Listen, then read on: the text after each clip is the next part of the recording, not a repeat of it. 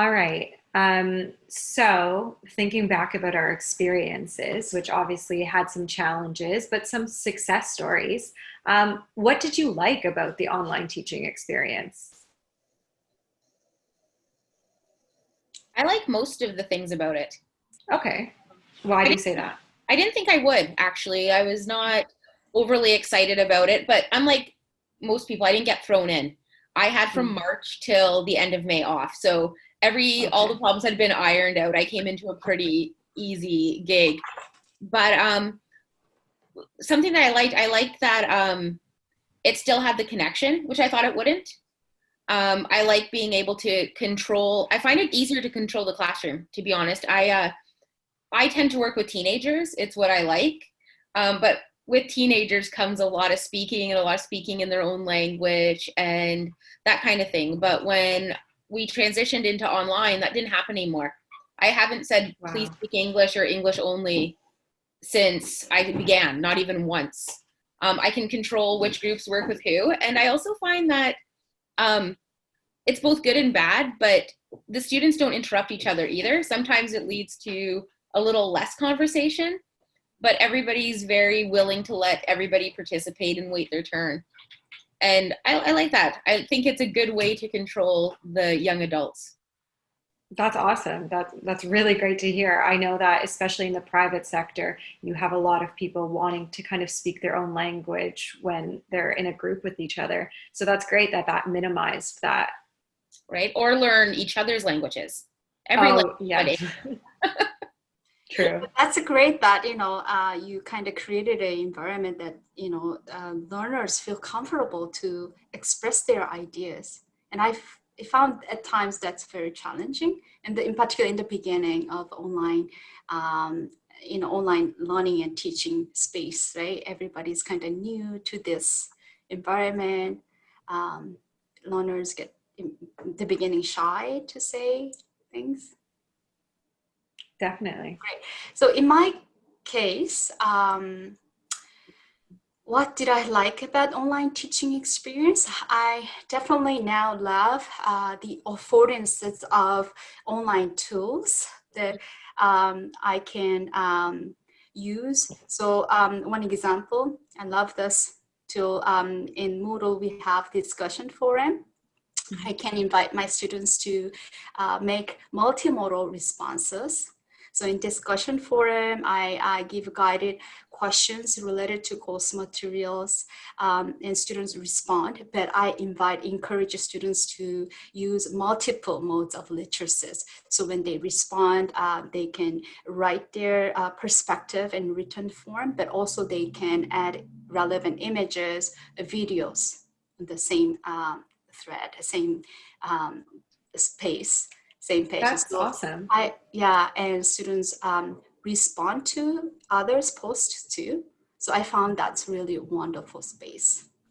Is this after the lesson or is this while the lesson is That's, happening? so in my case, in my summer course, Yeah. I had a Zoom meeting and also I gave asynchronous online discussion. So my students have to, so online, usually online discussion, I try to make a question, something, follow-up questions Okay. related to Zoom class lessons. So yeah, as a follow-up activity. Great. Anita? Yeah, one of the things that is really nice is the flexibility from the students' part, because when we meet on Google Meet all the time, every day, and we still interact like we would in the classroom, more or less, but they've got a bigger flexibility in doing the assignments that I hand out to them, and they're more relaxed and they can do it later. Another thing is the ability to instantly send out links to almost anything that we're interested in, that we're working on any themes or structures or whatever. There's a little bit of searching here and there, but you can find so much out there. And once you start looking, then you get your regular website and sources. So it's a great way of instantly having a lot of information there for them and sending links out to them, then working with it. and then getting back together on Google Meet and having conversations, discussing it, learning idioms, learning real life vocabulary. It's great. It kind of brings the language alive in a way, as opposed to the standard traditional classroom setting. Absolutely. So Anita, what would you say was your biggest success story? Oh, I remember when I first started teaching online, and as I said, I had no experience, so we were scrambling. What do I do? What do I do? I had standard texts and to build vocabulary, such as ESL library. And then I thought, okay, where can I go from here? So at that time, it was just the beginning, and it was the Victoria Day, and there was that big incident at Trinity Park. So after building vocabulary from a more structured lesson plan and working on certain structures, grammatical structures as well, even though, so combining vocabulary, grammatical structures together. And then I went one step further where I found a CBC news clip where they showed the crowds in Trinity Park. They showed the mayor, John Tory, coming in with the mask around his neck, right, being close to people. They loved it. They learned the vocabulary, and they actually heard a lot of the vocabulary that we learned from the texts that I had from other sources, standard sources. So that gave them a base, and then we just brought it into a real life setting. And one of the comments that they had is they said they really liked where they learned the vocabulary, and they liked questions such as, what is your opinion? And then they would write their opinion about what they saw online, and we're able to use it because they had the base for the vocabulary and structure. So that was, I remember that being really, really popular. And No, that's wonderful. I have a similar template, and I keep doing that constantly. Yeah. That's fantastic because it encourages noticing. A lot of students don't really kind of take that initiative by themselves, but it's great to see that they can take a concept that they've learned in class, like conjunctions, and apply it to the real life. And also it kind of helps solidify that knowledge in their head and consolidate it when they're giving their own opinion. So that's fantastic. Thank you for sharing. Yeah, you're welcome. He did? My biggest success story, when I saw this question, I automatically thought of this, the project my student did. Typically, prior to COVID-19, typically I give a final assignment for my students, research assignment. So my students have to submit their final report based on their research project, but typically done in written form. But in this COVID-19 times, online remote teaching, I wanted to experiment something new. Because of all this, online space and tools available for my students. So I asked my students to submit multimodal research report. Wow. So inviting students to use, again, different modes of literacies. To my surprise, my students many of them really did a wonderful job, a really amazing, very creative work. They some submitted a video report in a way, kind of presentation form, but they included images really relevant to what they were talking about, and also some included a written report too. So I was really proud of my students' production and creativity there. And they all followed appropriate academic conventions too. So that's nice. Yeah. No, and that's great because it appeals to learners who might not have enjoyed that written report. Like, of course, a lot of people are not linguistic learners, and they find that they can express themselves better in video or whatever format. So that's great that you were able to play on people's strengths. That's exactly the rationale behind giving that multimodal report, right? We want students to, find their voice, find their hidden intellectual assets, right? So digital literacy is something I found my students have a strength. They're better than me. Well, maybe they're learning something new, but they learn quickly, quicker than me. Anyway, yeah. Lindsay, do you have a standout moment in particular?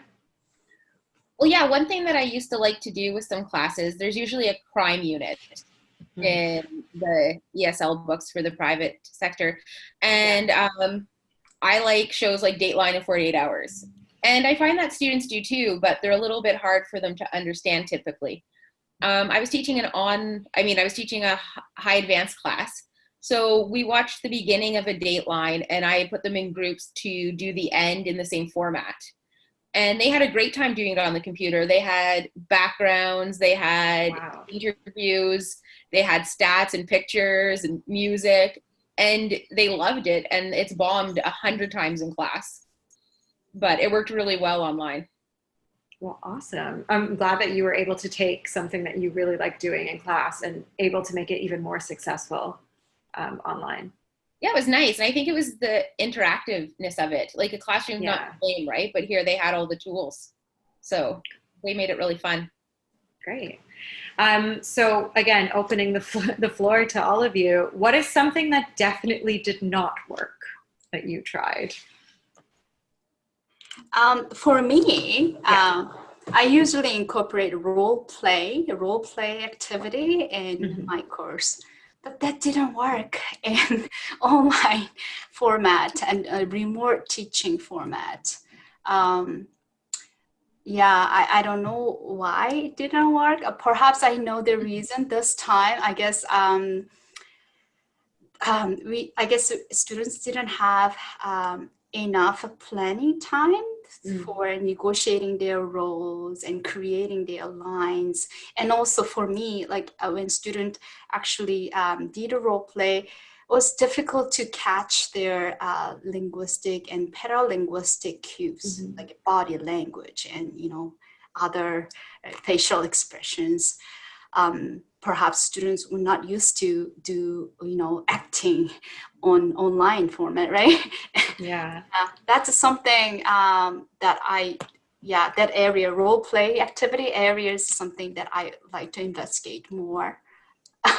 Yeah, I agree with you. Do it online.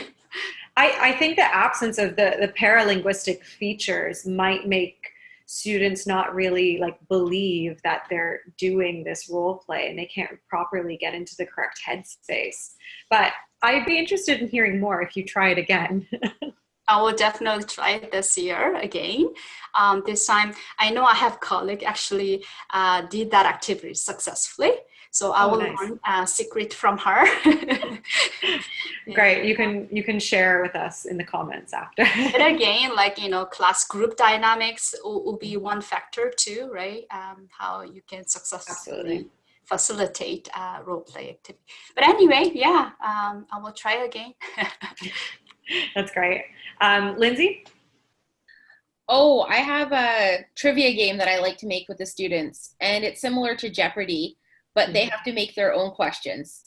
And it's supposed to be general knowledge. And it works really, really well when there actually is really no tech, because nothing's too hard.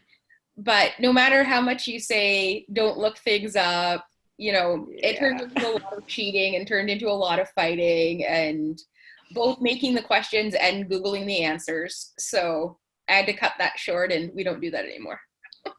I think one way you can kind of circumvent any problems with that is by getting the groups to kind of submit them to you and then putting them in a Kahoot. Are you familiar with Kahoot? Yeah. Yeah, because then they only have 20 seconds to answer the question. So there's no time to Google.